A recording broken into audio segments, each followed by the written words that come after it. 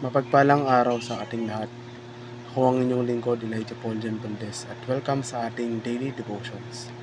Ang ating verse for the day ay nasa mga gawa, chapter 16, verse 34. Sinasabi dito na, pagkatapos, sila ay isinama niya sa kanyang tahanan at ipinaghanda ng pagkain. Masiyang-masiyang bantay at ang kanyang buong sambahayan, sapagkat sila ay sumasampalataya sa Diyos. Ang kagalakan ay katangian ng isang tunay na Kristiyanong tahanan.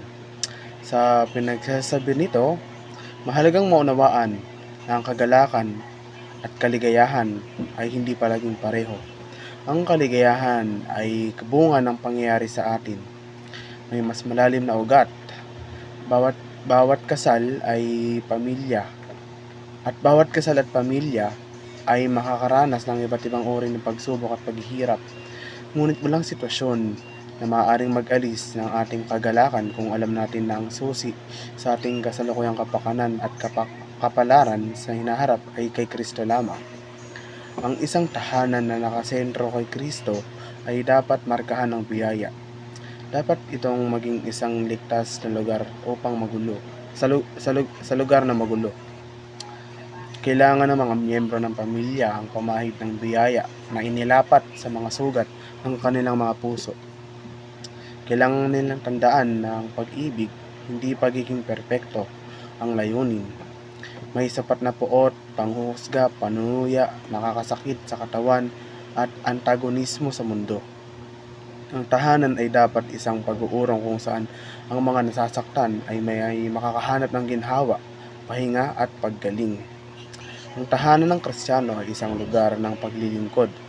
Ang kapaligiran nito ay may init at lasa ng mga gawa ng kabaitan, paggalang, pagpapakumbaba at pagmamahal. Dito natuklasan ng mga mag-asawa na ang paglilingkod sa isa't isa kay Kristo ay pangunahin, na ang paglilingkod sa iba ay labas ng mundo, ay batay sa isang saloobin ng pagiging hindi makasarili sa tahanan at ng lahat ng buhay. Kabilang ang mga makamundong tungkulin, ang paglalaba, pag-aalaga sa bahay at pagkapas ng damuhan ay maaaring maging sagrado. Ang isang Kristiyanong tahanan ay nakabatay sa mga layunin ng Diyos para sa bawat miyembro ng sambahayan. Ito ay isang lugar na kung saan ang mga layunin ng pamilya ay nakabatay sa kanyang mga halaga at kung saan ang vision na hinaharap ay naroroon sa kanyang mga plano. Ang pagbuo ng isang mission statement ng pamilya ay maaaring maging isang magandang lugar para simulan ang paggawa ng isang tunay na tahanan na nakasentro kay Kristo.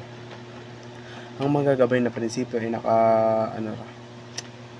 mula sa simula na hanggang wakas ay dapat ipakita ang iyong walang hanggang pagtutok at ipahayag ang iyong malalim na pag-asa na makita si Jesus sa harapan balang araw. Muli, ako ang inyong lingkod, Elijah Paul Jan Valdez. At dito na nagtatapos ang aking daily devotions.